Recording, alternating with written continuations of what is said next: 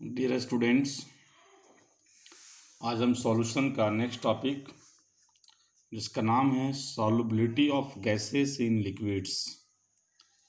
ये टॉपिक छोटा है और इससे प्रश्न भी आता है, मुख्य रूप से हेनरी लॉ। तो solubility of gases in liquid, किसी लिक्विड में गैस जो घुला होता है, जैसे हम लोग कोल्ड ड्रिंक्स पीते हैं तो कोल्ड ड्रिंक्स लिक्विड होता है, लेकिन उसमें कार्बन डाइऑक्साइड उसमें सॉल्युबल होता है। तो उसी के बारे में जिक्र करेंगे हम लोग। सबसे पहले डेफिनेशन है इसका, what is solubility of gases in liquid. किसी लिक्विड में गैस की घुलनशीलता क्या है। किसी भी लिक्विड में गैस की घुलनशीलता किसे कहते हैं हम लोग। तो वेरी सिंपल है, the number of mole of A gas that dissolve in पर लीटर ऑफ द सॉल्वेंट।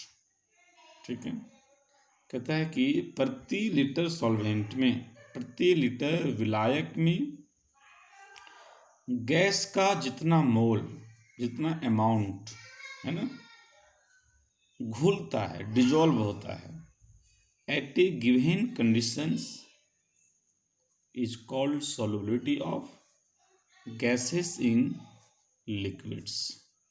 यानी किसी भी कहता है कि गिवन कंडीशन क्या रहेगा, टेम्परेचर और प्रेशर फिक्स रहेगा। तो एक कांस्टेंट टेम्परेचर पर, एक कांस्टेंट प्रेशर पर 1 लीटर सॉल्वेंट में जितना अमाउंट गैस का है ना, जितना मात्रा गैस का डिजॉल्व करेगा, घुलेगा, जो पूर्णतः जो घुल जाएगा, उसी को हम लोग कहते हैं सॉल्युबिलिटी, उसको घुलनशीलता कहते हैं। मान लो कि हम लोग डालें बहुत ज़्यादा अमाउंट, लेकिन उसमें 4 मोल घोला, तो उसकी सॉल्युबिलिटी 4 मोल होगा। जैसे एग्जाम्पल के तौर पर समझ सकते हो, जैसे हम लोग कोई पढ़ा रहे हैं, तो पढ़ा रहे, जितना पढ़ाएं उससे मतलब नहीं है कितना तुमको समझ में आया। मान लो जो पढ़ाएं उसमें तुमको 90% समझ में तुरंत आ गया, 10% समझ में नहीं आया, उसको पढ़ोगे तब समझ में आएगा। लेकिन एट ए टाइम क्लासरूम में 90% समझ में आ गया, मतलब कि 90% तुम्हारे दिमाग में घुल गया, दैट इज कॉल्ड सॉल्युबिलिटी, उसी को घुलनशीलता कहते हैं। तो जितना अमाउंट घुलेगा किसी भी 1 लीटर सॉल्वेंट में, जितना गैस डिजॉल्व होगा, जितना गैस की मात्रा डिजॉल्व होगा, उसको हम लोग कहेंगे solubility of gases in liquids. अब बात रही कि solubility of gases in liquid is expressed in mole fraction, यानी जो घुलनशीलता है उसको व्यक्त कैसे करेंगे, किस शब्दों में कहेंगे, तो मोल फ्रैक्शन के रूप में कहेंगे उसको हम लोग।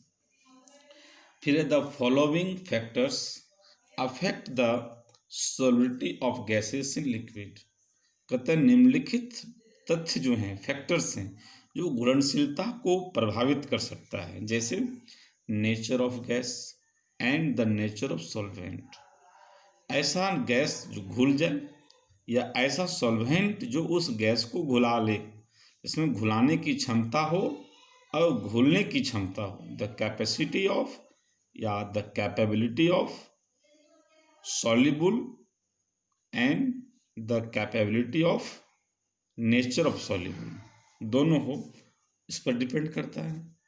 टेम्परेचर पर डिपेंड करता है, टेम्परेचर को बढ़ाओगे तो थोड़ा अधिक सॉल्युबल होगा, प्रेशर को बढ़ाओगे तो, इस तीनों पर डिपेंड करता है, टेम्परेचर पर, प्रेशर पर, nature of solute and solvent पर भी डिपेंड करता है, उसकी घुलनशीलता घट बढ़ सकता है। अब उसी को आगे हम लोग हेनरी लॉ में आएंगे, एक लॉ के रूप में समझाया गया हेनरी लॉ। हेनरी एक साइंटिस्ट का नाम है। This law was given by William Henry in 1805। कहता है कि इस लॉ को कौन दिया, 1805 में एक विलियम हेनरी नाम का साइंटिस्ट ने दिया इसको। दिस लॉ स्टेट्स दैट, इस लॉ का कथन क्या है, इस लॉ का कथन है कि the solubility of A gas at a given temperature is directly proportional, कहता है जो उस सॉल्युबिलिटी से घुलनशीलता है, तो हम लोग पहले बता चुके हैं कि सॉल्युबिलिटी को हम लोग मोल फ्रैक्शन से रिप्रेजेंट करेंगे, एक्सप्रेस्ड करेंगे। तो जो मोल फ्रैक्शन है वह डायरेक्टली प्रोपोर्शनल होगा किसका, प्रेशर का। इन मैथमेटिकली देखो क्या है मोल फ्रैक्शन, एक्स बी, ये मोल फ्रैक्शन ऑफ सॉल्यूट होगा। हम पहले बता चुके हैं इस चैप्टर में कि बी को सॉल्यूट कहेंगे और ए को सॉल्वेंट कहेंगे। तो एक्स बी डायरेक्टली प्रोपोर्शनल क्या हो गया, प्रेशर का। एक यहाँ क्वेश्चन है कि इक्विलिब्रियम जब हो, इक्विलिब्रियम जब आता है, इक्विलिब्रियम मीन्स क्या, जब वो घुलना बंद कर दे, जो हम घुला रहे हैं उसको हम वो घुलना बंद कर देगा, मीन्स वो इक्विलिब्रियम पर आ गया। जैसे मान लो 1 लीटर पानी लिए और उसमें गैस को घुला रहे हैं, तो एक समय आएगा जो घुलना बंद कर देगा, ऐसे नहीं जितना चाहेंगे उतना घुलेगा। तो इक्विलिब्रियम पर जब आ जाता है तो उसको हम लोग इस प्रकार से pressure directly proportional to the mole fraction of solute कर देते हैं। अब ये प्रोपोर्शनल जब हटता है तो मालूम है कि प्रोपोर्शनल जब हटता है तो कांस्टेंट के मल्टीप्लाई होता है, तो यहाँ के एच मल्टीप्लाई किया, के एच। अब समीकरण क्या बन गया, P बराबर K H into X B, where K H is called Henry law constant. K H क्या है, हेनरी लॉ कॉन्स्टेंट हुआ। ठीक है, इसका अलग अलग गैस का अलग अलग वैल्यू होता है के का, इसलिए यहाँ पर एच दिया गया। तो ये हुआ तुम्हारा हेनरी लॉ।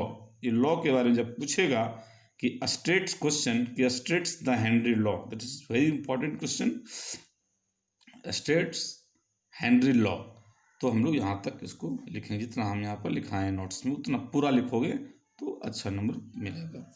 आगे हम देखते हैं, अब यहाँ पर 3 बातें और है, characteristics, limitation and application.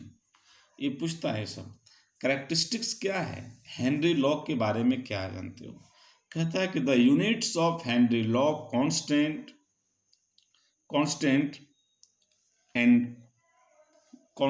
and pressure are same. The units of Henry law constant and pressure are same. तो कहता है कि जो हेनरी लॉ कांस्टेंट का जो यूनिट है, हेनरी लॉ कांस्टेंट के एच का यूनिट और प्रेशर का यूनिट दोनों सेम होता है। यानी जो हेनरी लॉ का यूनिट होगा वही जो प्रेशर का होगा यूनिट वही हेनरी लॉ का। जैसे प्रेशर का यूनिट एटीएम तो हेनरी लॉ कांस्टेंट का भी एटीएम, प्रेशर का यूनिट टॉर तो हेनरी लॉ का भी टॉर, प्रेशर का मान लो है तुम्हारा बार तो हेनरी लॉ का भी बार, प्रेशर का यूनिट है मान लो तुम्हारा पास्कल तो हेनरी लॉ कांस्टेंट भी पास्कल। जो प्रेशर का होता है वही हेनरी लॉ कांस्टेंट का होता है। कहता है different gases have different values of Henry law constant. अलग अलग गैस का जो हेनरी लॉ कांस्टेंट का जो वैल्यू होता है वो अलग अलग गैस का अलग अलग होता है ना। वो फिक्स वैल्यू होता है, इसको हम लोग प्राप्त नहीं कर सकते हैं, लेकिन वो गैस CO2 का है तो अलग वैल्यू, O2 का है तो अलग वैल्यू, NO2 का है तो अलग वैल्यू, गैस अलग तो उसका हेनरी यानी KH का वैल्यू भी अलग। The value of KH increases with increase in temperature. कहता है जब टेम्परेचर को बढ़ाओगे तो KH वैल्यू भी बढ़ेगा। तो होता है solidity of gas to be calculated with the help of value of KH।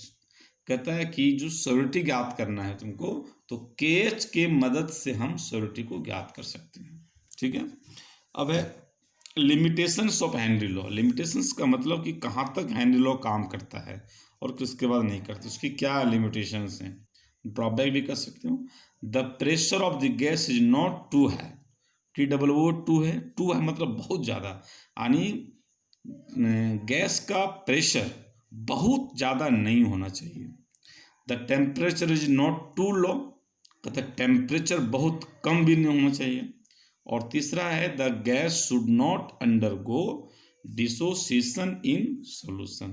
कहता है जो गैस है वो विलयन में डिसोसिएट नहीं करे, टूटे नहीं, घुलना और टूटना अलग होता है। ठीक है, टूटे नहीं, जब कोई चीज़ को टूटेगा तो वो थोड़ा छोटा छोटा कण हमको दिखाई पड़ेगा, और घुलेगा तो कुछ दिखाई नहीं पड़ेगा। इसे कहता है डिसोसिएट नहीं होना चाहिए, अपघटित नहीं होना चाहिए। ठीक है, घुलना चाहिए। तो ये लिमिटेशन हुआ कि pressure not too high, temperature not too low और gas should not undergo dissociation. ठीक है, अब इसका एप्लीकेशन, हेनरी लॉ का एप्लीकेशन, यानी हेनरी लॉ को हम लोग कहाँ प्रयोग करते हैं, तो इसका मुख्य दो इसका एप्लीकेशन बता रहे हैं हम, जो बहुत ही इम्पॉर्टेंट है, जो देखते भी हैं। कहते हैं in the preparation of soft drinks, soda water and other carbonated beverages. कहता है कि जब हम प्रिपरेशन करते हैं सॉफ्ट ड्रिंक्स, सोडा वाटर इसको बोलते हैं, सॉफ्ट ड्रिंक्स हो गया, सोडा वाटर हो गया, जो हम लोग कोल्ड ड्रिंक्स वगैरह पीते हैं जो, ठीक है, जो बहुत ज़्यादा हार्ड होता है ना।